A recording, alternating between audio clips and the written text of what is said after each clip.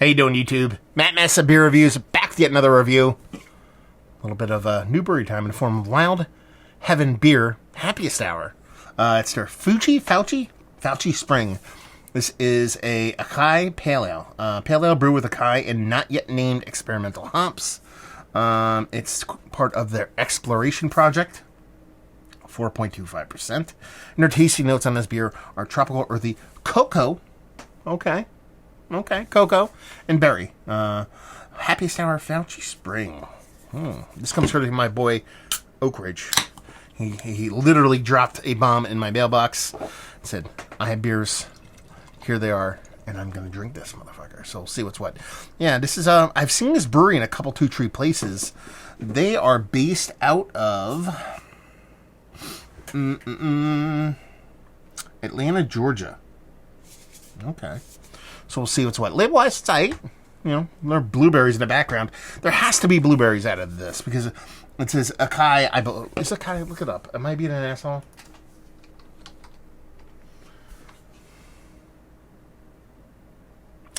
Açaí is a South American palm tree producing small, edible, blackish purple berries. So there you go. That's why it looks like berries, and that's why they say berries. Oh, man. I kept thinking blueberry because it's blue and there's berries. Anyway, I don't remember. I know I've had Açaí before, but I don't know what it actually comes off. I'm probably butchering the way that is actually said. But anyway, I mean, that head has been knocked out completely, I assume, by that fruit adjunct. And it kind of looks like a fruit dosed kind of hazy or pale. I mean, it has that rich kind of haziness to it, but it has that rich kind of blueberry, fleshy, pulpy kind of berry kind of look to it. And that, you know, even blueberries don't look blue on the inside. They kind of have that kind of shade of color going for it. So, yes, it looks like a fruit addition pale ale. It's good nose. That's weird. What was that? I got it on the initial nose, and I'm not getting it back. There was this weird little bite of something almost smoky or savory. It was really weird. And then it's followed by a little bit of that fleshy berryness done. There's really not much as far as hop expression to it. The sweetness really isn't there. There's really not much as far as bittering. That really weird kind of smoky savory thing on the initial nose isn't there afterwards, so I don't know what that's all about. Maybe it was just something in the can that was kind of blowing off when I was pouring the beer. But yeah, it doesn't smell bad, but it doesn't smell like a pale ale. It smells like a fruit beer, kind of like Beer de Garde more than anything else. Interesting. Let's dive in. Cheers.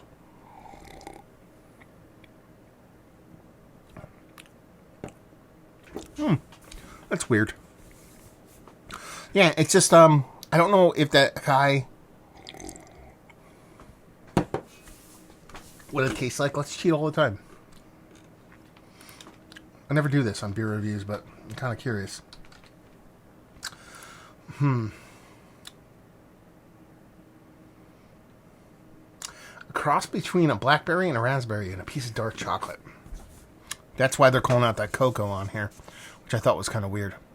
Cocoa and berry.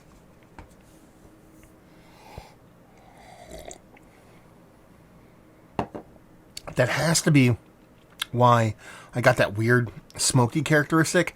My brain must be confusing that with what people kind of perceive as that cocoa element. This is weird.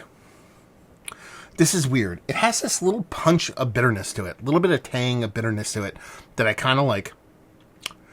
It's sweet, but in the grand scheme of things, it's like if you go like it's 52% sweet and 48% bitter. It's kind of like that, just barely sweet.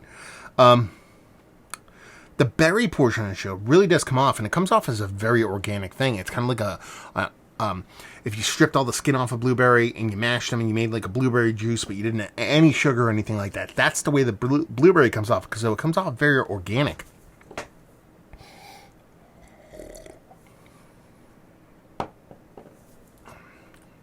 I guess it's just that cocoa thing isn't landing for me like cocoa. It's just coming off as something different. And it reminds me of like a weird version of oxidation. Yeah, I don't know. This is a weird beer. Weird. Not necessarily in a negative way. You know, it's not a horrible beer. It's not off. It's not like I'm going to sit here and not enjoy it. It's more of a mentally stimulating beer because I'm going to sit here and try to figure out everything that's going on with it, as opposed to trying to just figure out if I knee-jerk like it or not. Yeah, it's an odd one.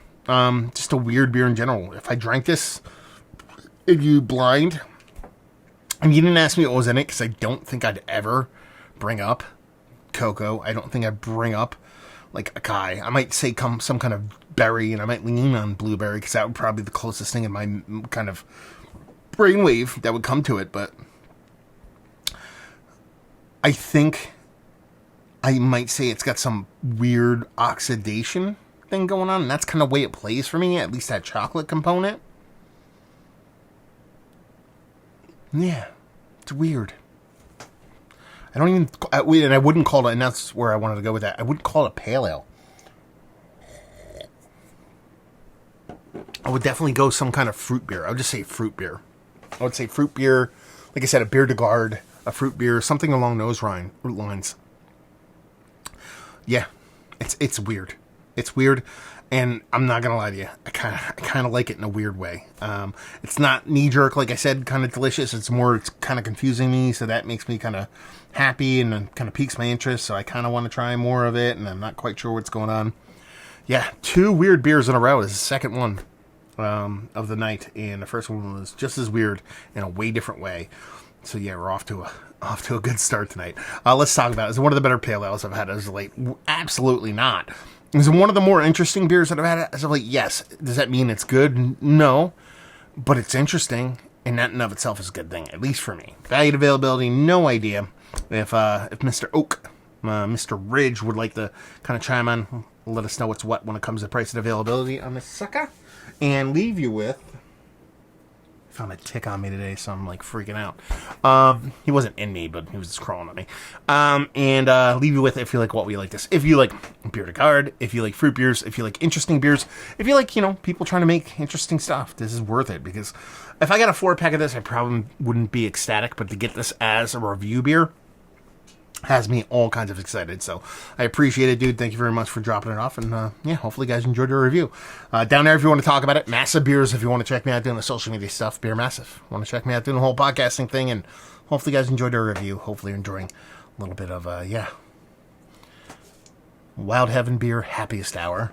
It sounds weird, like a game show from Japan or something. Anyway, hopefully you're enjoying one of these. We'll see you next time. Cheers.